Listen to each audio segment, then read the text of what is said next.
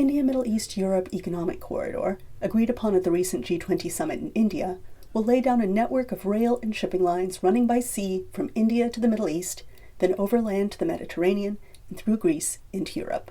President Joe Biden hailed the agreement during the G20 summit in New Delhi. It's about creating jobs, increasing trade, strengthening supply chains, boosting connectivity, laying foundations that will strengthen commerce and food security for people across multiple countries. The head of the European Union Commission, Ursula von der Leyen, agreed.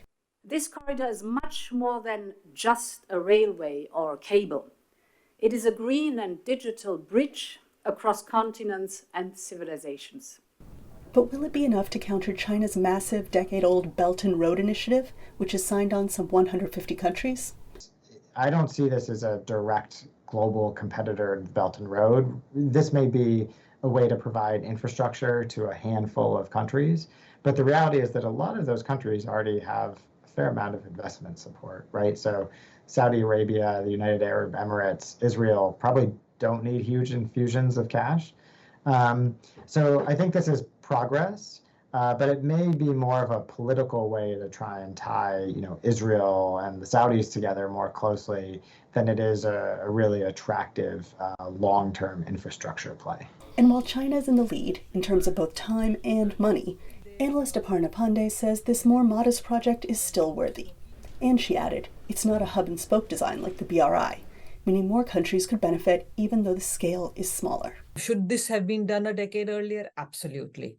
Should this not be done because we are a decade late? I don't think so. But the project, which has an ambitious 60-day deadline for countries to develop and agree on an action plan, has already hit a speed bump. At the summit, Turkey's president seemed to praise the idea. But en route home to Ankara, he told journalists that the idea of bypassing Turkey would not work. I'm sure Turkey would like to be in the deal. U.S.-Turkey relationship is pretty difficult right now, and Turkey doesn't have a particularly easy relationship with Saudi Arabia or Israel either, and certainly not with Greece. So I think Turkey being part of the deal is possible, but there are probably a lot of countries that are going to be looking for some Turkish policy changes if Turkey is going to be part of it. This is a big deal. This is a real big deal.